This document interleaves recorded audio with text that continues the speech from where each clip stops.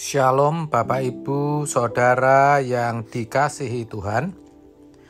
Seri pengajaran hari ini berjudul Pentingnya Penyertaan Roh Kudus.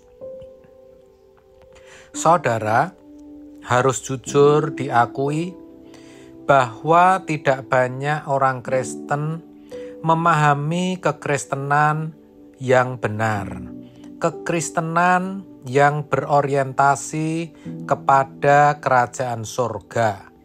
Kekristenan yang menyadarkan orang berdosa untuk mengalami pertobatan yang benar, yang membawa kepada keselamatan kekal.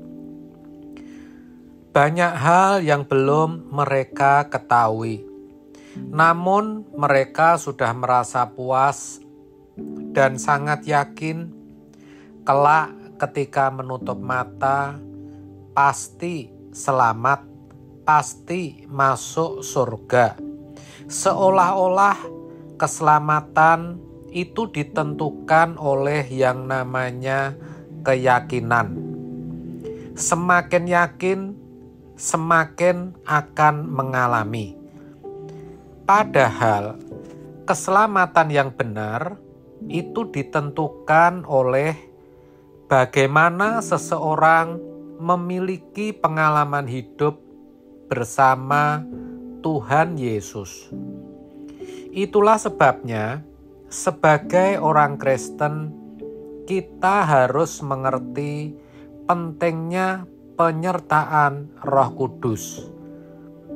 Kalau Allah menempatkan Roh-Nya, yaitu Roh Kudus, dalam diri kita, sehingga kita menjadi bait-Nya atau tempat kediamannya. 1 Korintus 3 ayat 16. Itu pasti karena Allah ingin menyertai hidup kita agar kita tidak meleset, sehingga kita selalu ada dalam pimpinannya dan akhirnya kita bisa diselamatkan, dalam arti dikembalikan ke rancangan Allah semula. Lalu pertanyaannya, apa sesungguhnya pentingnya penyertaan Roh Kudus? Yang pertama, sebab Allah menghendaki kita menjadi saksinya. Dalam Kisah Para Rasul 1 ayat 8 dikatakan, tetapi kamu akan menerima kuasa kalau Roh Kudus turun ke atas kamu, dan kamu akan menjadi saksiku di Yerusalem dan di seluruh Yudea dan Samaria sampai ke ujung bumi. Saudara, menjadi saksi itu tidak mudah, apalagi menjadi saksi Kristus, di mana kita harus menjadi teladan hidup, sehingga orang tidak hanya bisa mengenal pribadi Yesus melalui peragaan hidup kita sehari-hari, tapi juga menerimanya sebagai Tuhan dan Juru Selamatnya. Dengan kekuatan kita, tidak mungkin kita bisa hidup seperti Yesus yang dikatakan Alkitab penuh dengan belas kasihan dan memiliki ketaatan yang sempurna kepada Bapa. Tapi ketika Roh Kudus beserta, semua jadi mungkin dan semua jadi bisa. Namun, kembali, semua bergantung pada diri kita masing-masing. Apakah kita mau berjuang untuk berubah atau tidak, untuk menjadi saksinya atau tidak. Yang kedua, Kenapa penyertaan Roh Kudus penting? Sebab kita mesti memuridkan orang. Jadi tidak hanya hamba Tuhan atau pendeta, tapi sesungguhnya semua orang Kristen mempunyai tanggung jawab untuk memuridkan. Tidak hanya mengenalkan orang dengan Tuhan Yesus, lalu orang itu menerimanya. Tapi kita harus bisa terus membimbingnya kepada seluruh kebenaran.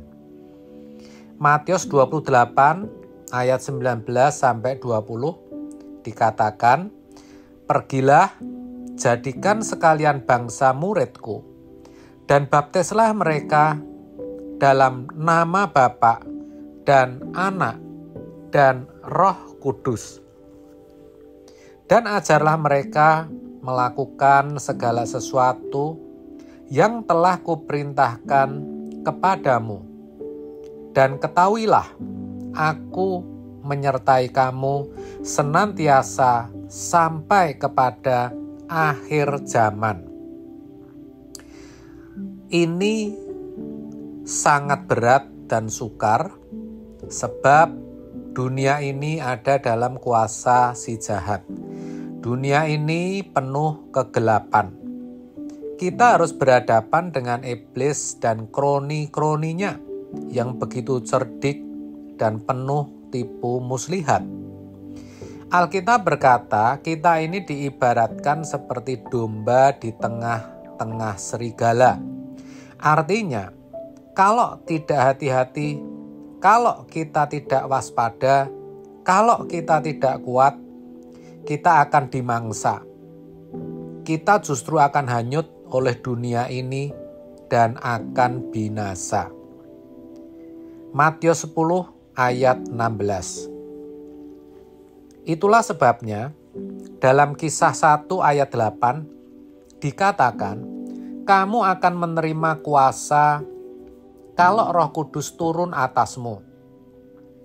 Kuasa di sini dunamos dalam teks aslinya, yaitu kuasa untuk tumpang tangan orang sakit sembuh, kuasa untuk mengusir setan, dan kuasa-kuasa lain yang penuh dengan tanda heran dan mujizat. Semua itu akan memperlengkapi pelayanan kita untuk menjadi saksi dan untuk bisa memuridkan, untuk bisa menyelamatkan banyak orang. Itulah sebabnya betapa pentingnya penyertaan Roh Kudus dalam hidup orang Kristen. Jadi, saudara, melalui kebenaran ini, mari kita sadar bahwa pentingnya penyertaan Roh Kudus dalam diri kita itu bukan dimaksudkan agar kita diberkati secara jasmani atau lahiriah, tetapi lebih kepada kepentingan Allah dan kerajaannya, supaya melalui hidup kita semakin banyak orang diselamatkan. Amin. Tuhan Yesus memberkati.